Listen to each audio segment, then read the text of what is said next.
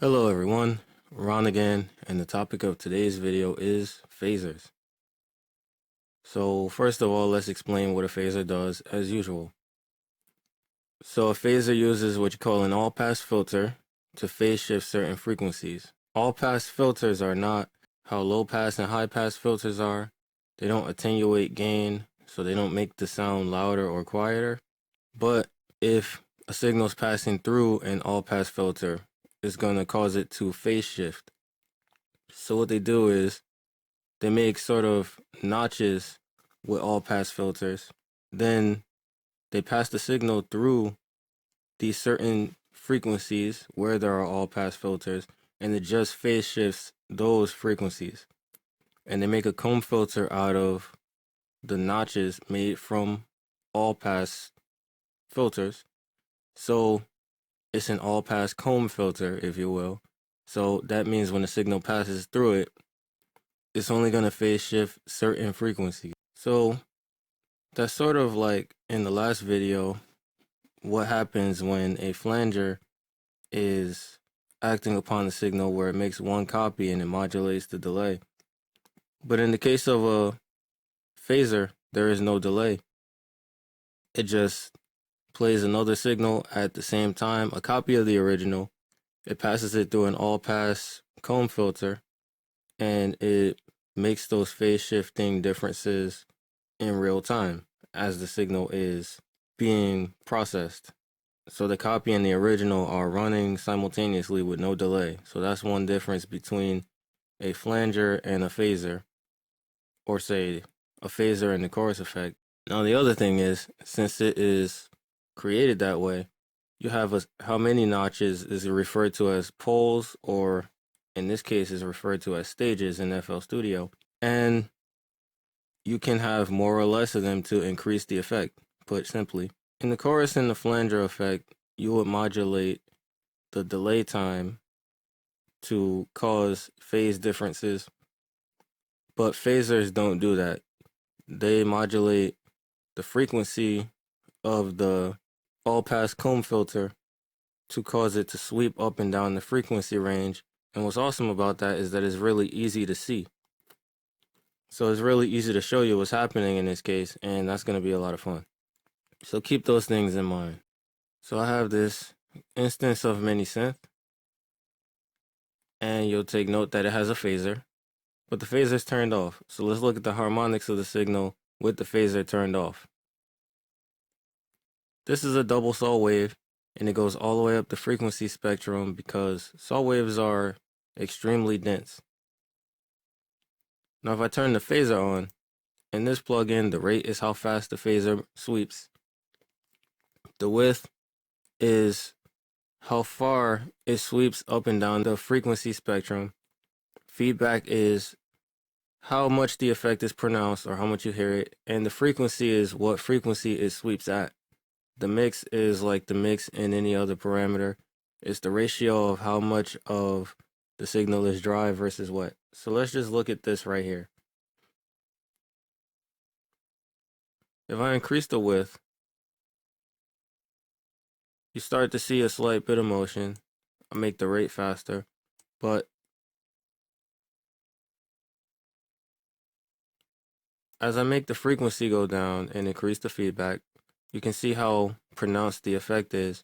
And what's happening is it's generated some number of poles or stages, and those stages are sweeping rapidly back and forth over the frequency spectrum, starting at this frequency, which goes lower as you lower the slider, or it becomes higher as you make the slider go up. And if I slow it down, it's even easier to see.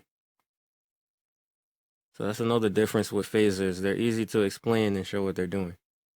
So if we look at Fruity Phaser, Fruity Phaser has a few more adjustment knobs, and I'm going to go over those briefly and then have some audio examples, and then that's it. So here you've got the sweep frequency, which is not the same as the frequency in mini synth. It deals with actually the LFO, how fast it's going to sweep. If you look at frequency range controls how far the sweep will happen, and these are the minimum and maximum depth of that choice. So when it is set to small, they're going to sweep between 0 and 2 kilohertz, and as you increase it, it's going to sweep from 0 to 10 kilohertz. It seems to me that it gets larger as you increase it more, but I'm not sure if that really happens. It could be an illusion from when I was playing with it, but regardless, you get more out of the effect when it is set to large. It's going to sweep further. Stereo is the phase, so when stereo is set to 0, it's mono, the effect is, and when stereo is set to 100%, it is completely out of phase between the right and left, so it will disappear in mono, the effect that is. Stages is number of poles, which is the number of notches that it applies to the all-pass comb filter that it creates. Feedback is like in the flanger, where the effect is fed back into itself, except you can't invert it with the phaser like you could with the flanger. It's just the signal is output from the phaser and then it's fed back into it more as you increase this. And if you increase it all the way, then the effect disappears. It becomes totally out of phase. Dry versus wet is the percentage of dry versus wet. And the output gain increases or decreases the volume of the output at the end because, as they say in the manual, some effects may still be too quiet. So let's turn it on and see what it sounds like. Here's the double saw wave without the phaser.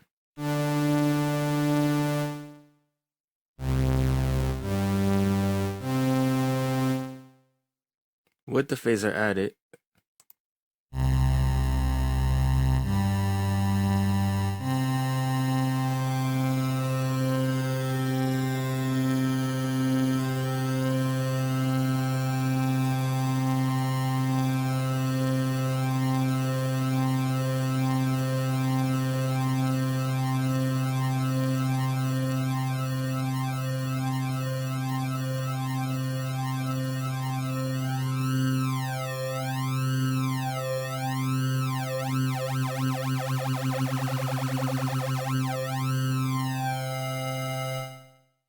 so you can see, if you're looking at this right here, how the poles sweep up and down the frequency spectrum. And to me, that sort of sound is pretty cool. I've used it before, actually in the song that plays at the beginning of the video, to make one of those sounds. And what's really cool about it is, in the case of like mini synth, when you can change the frequency where it's sweeping from, you can make it go higher in the spectrum and make it more subtle. I think you'll understand my point about phase relationship, so there may not be a need to show the imager if you've been watching the previous videos. It's just you want to make sure it does not disappear in mono. And each of these have that stereo slider or knob. So I'm not going to look at the vector scope in this video, but you should always use a vector scope to make sure. It's actually a thing that I've struggled with, so that's why I bring it up so much. It can catch you by surprise and you just may not know what's happening to you. Wave Candy in FL Studio is the vector scope that is native to it, but I like the Ozone ones because I've just become used to them over time. So the last thing is, as you may have guessed, Nectar 3.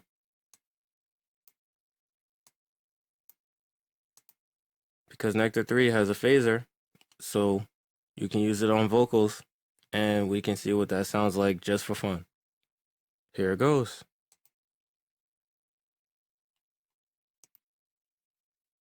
So when I speak, wow, this one really sounds crazy. But look here, you can change the frequency, make it higher or lower. That's awesome. This makes the rate faster. Mix. Yeah. Stereo. Stereo width. Depth.